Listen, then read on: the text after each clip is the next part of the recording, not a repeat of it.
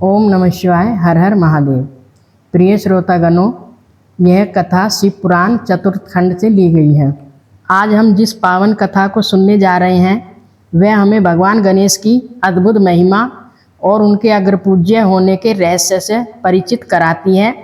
यह कथा सिर्फ एक कहानी नहीं बल्कि एक मार्ग है जो हमें सुख समृद्धि और हर विघ्न की मुक्ति दिला सकता है। ब्रह्मा जी कहते हैं, हे मुने, जब विकृत स्वरूप वाले गिरिजा पुत्र गजानन व्याघ्र रहित होकर जीवित हो उठे, तब गणनायक देवों ने उनका अभिषेक किया। अपने पुत्र को देखकर पार्वती देवी आनंद मगन हो गईं और उन्होंने खुशी से उस बालक को दोनों हाथों से पकड़कर छाती से लगा लिया। फिर अंबिका ने प्रसन्न होकर अपने पुत्र गणेश को अनेक प्रकार के वस्त्र और आभूषण प्रदान किए। तदंतर सिद्धियों ने अनेकों विधि विधान से उनका पूजन किया और माता ने अपने सर्व दुखहारी हाथ से उनके अंगों का स्पर्श किया।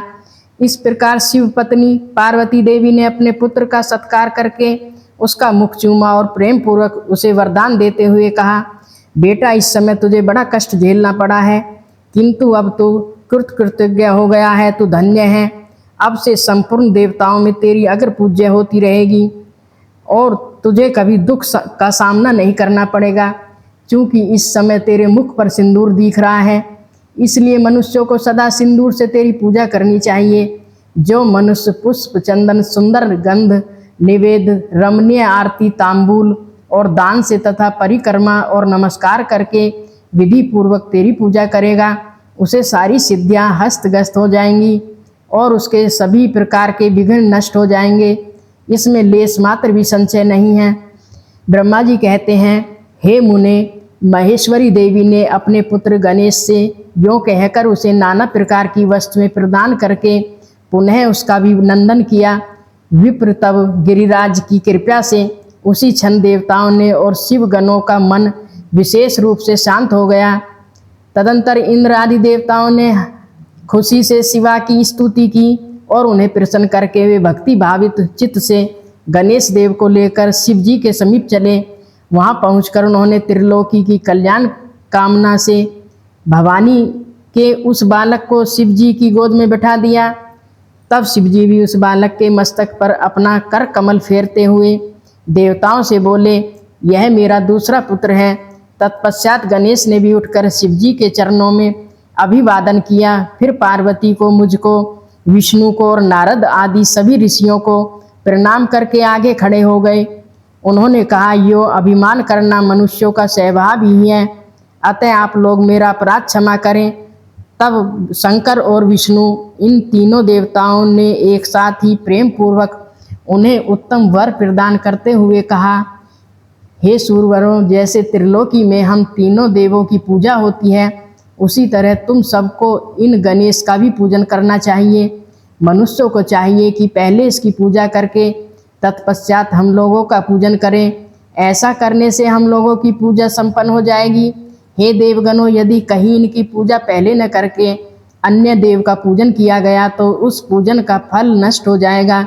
इसमें अन्यथा विचार करने की आवश्यकता नहीं है। ब्रह्मा जी कहते हैं, हे मुने, तदंतर ब्रह्मा, विष्णु और शंकर आदि सभी देवताओं ने मिलकर पार्वती को प्रसन्न करने के लिए वही गणेश को सर्वाध्यक्ष घोषित कर दिया। उसी समय शिवजी परम प्रसन्न चित्त से पुनः गणेश को लोक में सर्वदा सुख देने वाले अनेकों वर प्रदान करते हुए बोले।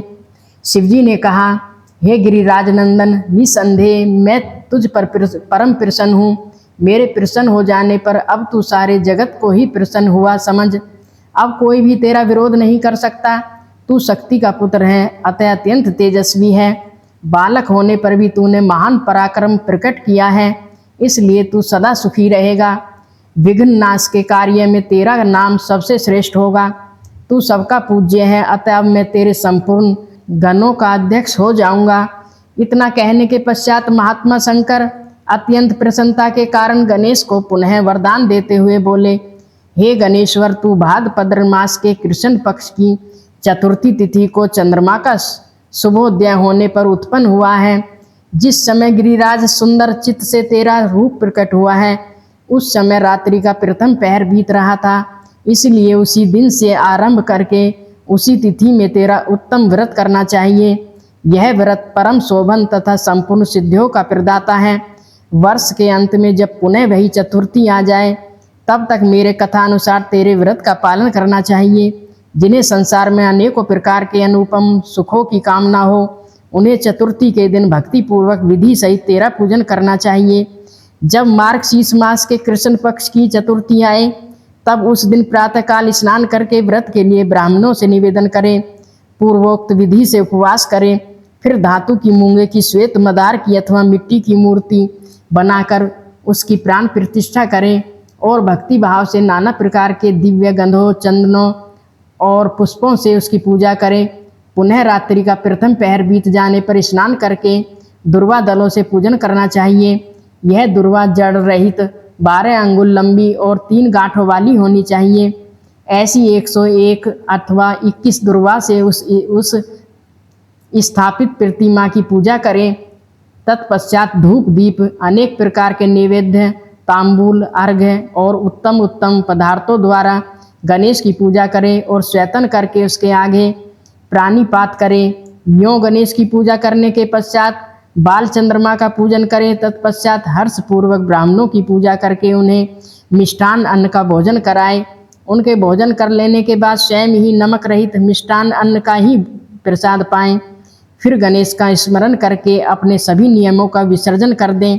इस प्रकार करने से यह शुभ व्रत पूर्ण होता है। बेटा, ये व्रत करते करते जब 12 वर्ष पूरे हो जाएं, तब व्रती मनुष्यों को चाहिए कि यह व्रत की पूर्ति के लिए व्रत उद्यापन का कार्य भी संपन्न करें। इसमें मेरे आज्ञानुसार 12 ब्राह्मणों को भोजन कराना चाहिए।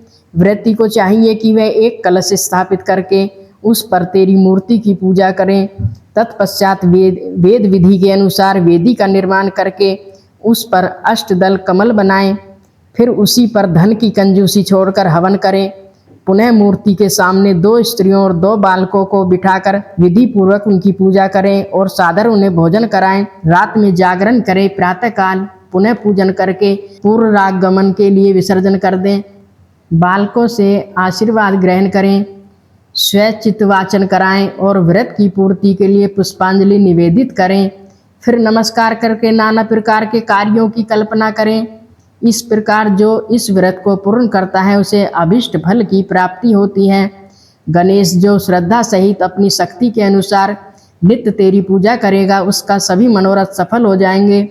मनुष्यों को सिंदूर, चंदन, चावल, केतकी की पुष्प आदि अनेकों उपचारों द्वारा गणेश्वर का पूजन करना चाहिए।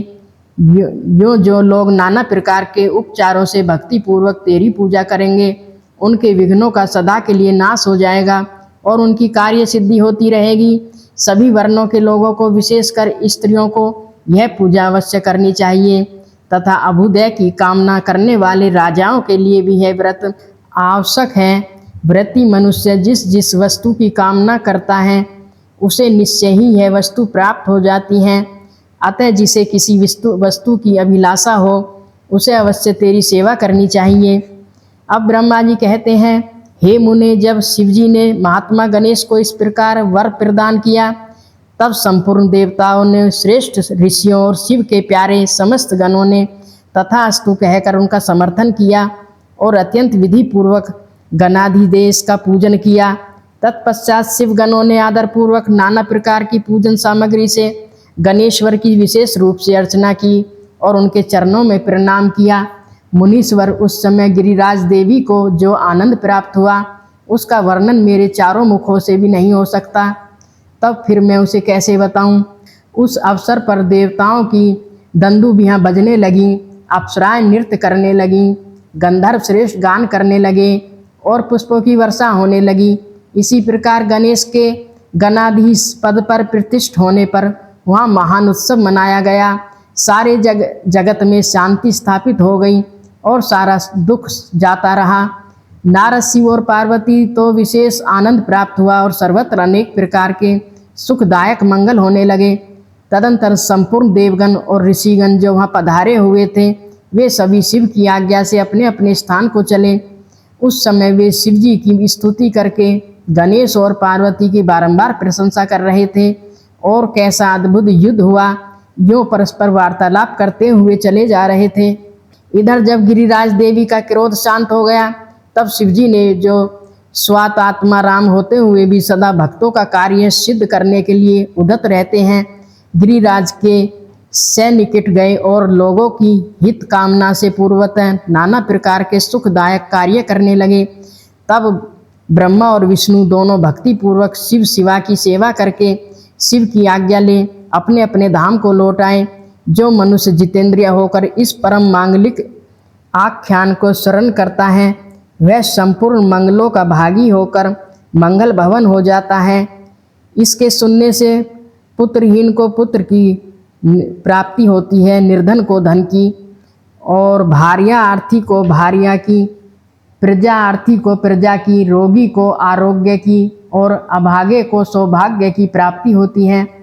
जिस स्त्री का पुत्र और धन नष्ट हो गया हो और पति परदेश चला गया हो, उसे उसका पति मिल जाता है। जो शोक सागर में डूबे रहा हो, वह उसके स्वर्णन से निसंदेह शोक रहित हो जाता है। यह गणेश चरित संबंधी ग्रंथ जिसके घर में सदा वर्तमान रहता है, वह मंगल संपन्न होता है। इसमें तनिक भी संशय की गुंजाइश नहीं है। जो यात्रा के अवसर पर अथवा किसी भी पुण्य पर्व पर इसे मन लगाकर सुनता है, वह श्री गणेश की कृपा से संपूर्ण अभिष्ट फल को प्राप्त कर लेता है। बोल हर हर महादेव। बोल गणेश भगवान की जय।